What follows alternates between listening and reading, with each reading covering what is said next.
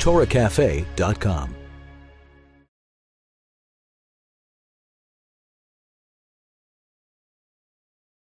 There are thousands of books of Kabbalah, perhaps tens of thousands of books of Kabbalah. How many people know this? How many people have seen a full library of Kabbalah? Probably very few. How many people are interested in the vast library of Kabbalah? Also, probably not that many. But from what I understand, there are many, many, many works of Kabbalah written by many great Kabbalists and rabbis over the course of many, many centuries.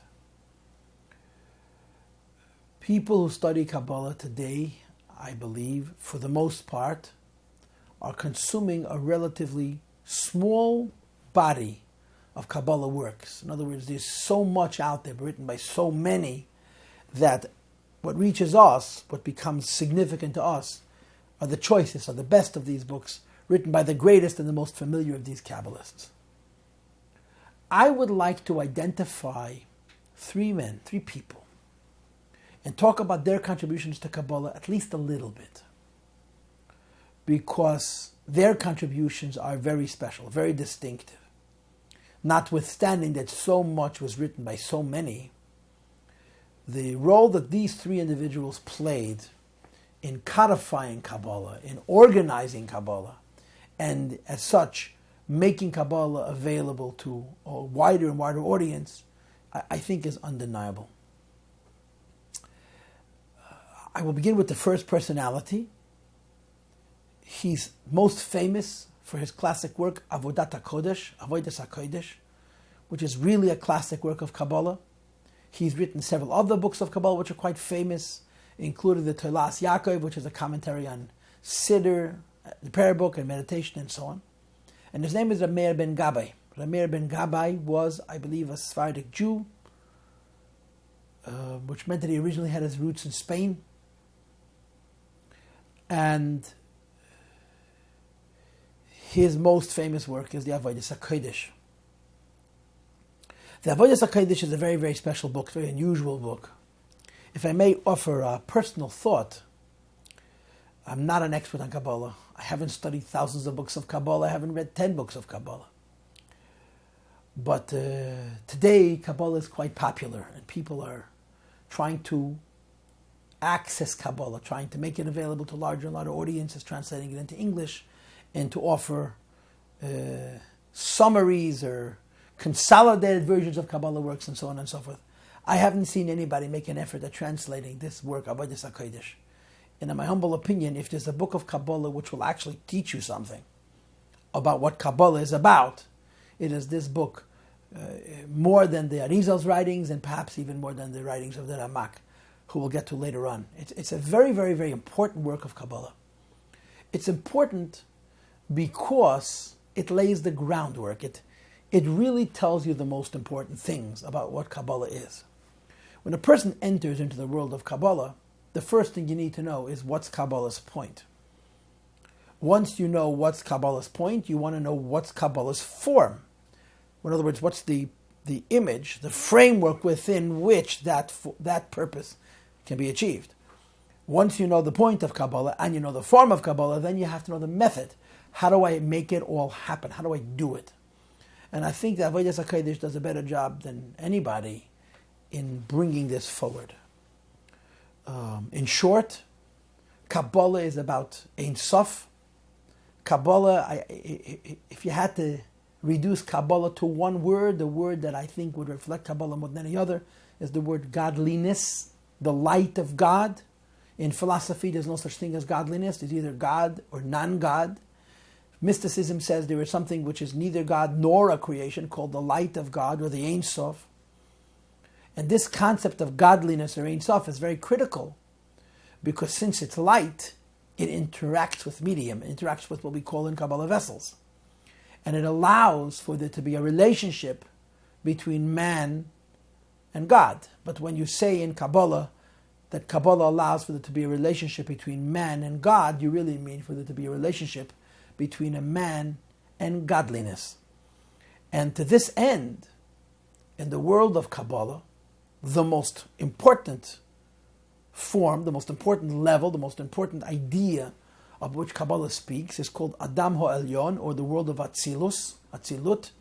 The reason this is so critical and important is because that idea of the supernal man, or the world of Atzilus, is the meeting place, it's the juncture, it's the point of convergence between Ein Sof and form, Ein Sof and limitation, and a body. And the meeting between Ein Sof and form is very critically important, because the meeting between Ein Sof and form ultimately allows for there to be a meeting between Ein Sof and a human being also, who's on a much, much lower level than the so-called supernal man. So the Avodat Hakodesh can be divided into 4 parts. His initial point, he opens his book with talking about this idea of bringing godliness and proximity of man through the world of Atzilus that allows us to have a relationship with godliness. The second part of his book addresses the question of what is Judaism, what do we accomplish when we're practicing as Jews, what are we achieving? And he talks about the idea, what we would call, I suppose today, yichudim. That when a person does any mitzvah, is involved in any aspect of Jewish religious life, he's not only affecting himself and improving his world and his environment, but he's touching this so-called supernal man with the light of Ein Sof, which rests there, and in effect influencing what's happening on high. And then ultimately, a Jew does a mitzvah, he creates a yichud, makes a union in the higher realms, and more divine light is brought down, and ultimately it reaches us as well. In the third section of his work, he argues that the ideal Jew is a Kabbalist. The best kind of a way to be a religious person is to be involved in this meditation, to be involved in this exercise of yichudim and so on. And in the last part of his book, he simply reveals Sisrei Torah, which means to say he takes choice passages of the scripture, of the Tanakh and so on, which deal with such things as the divine chariot, which we talked about in an earlier class, and other such material, and interprets it, enlightens it, using Kabbalistic form. It's a very organized book. The language isn't necessarily simple, because the topics are not necessarily simple, but the information is very orderly and very basic.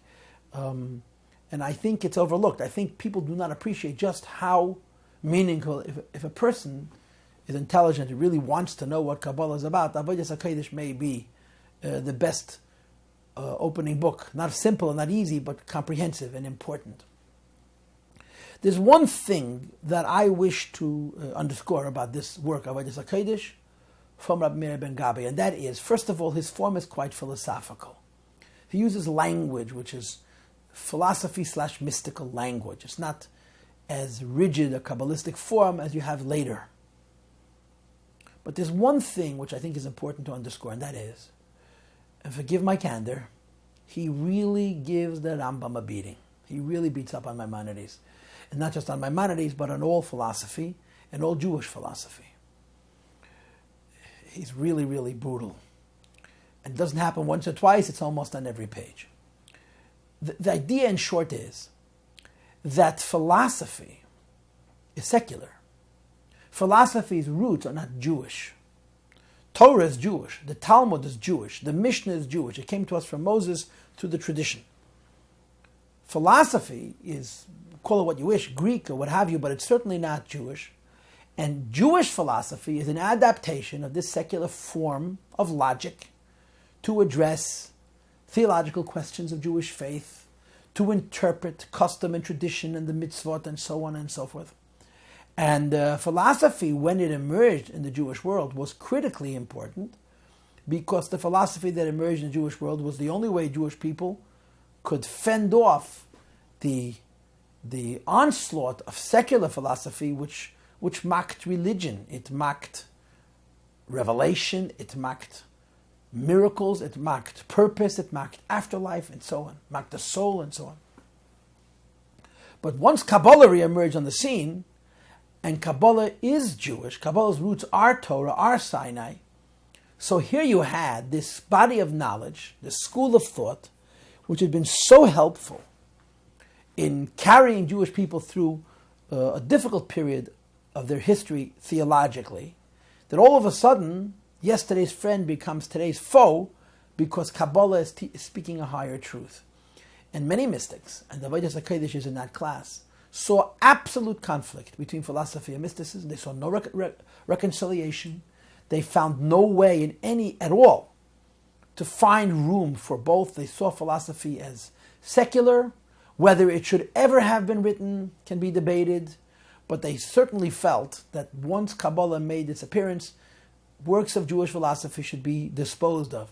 And the Avodat Hakodesh is one of the many great mystics who very vociferously, very clearly and very explicitly and very repeatedly makes his feelings about Maimonides known, by the Rambam known. This is interesting and perhaps to some uncomfortable, but it is especially interesting and uncomfortable in lieu of what came after him, as we'll discuss in the next segments.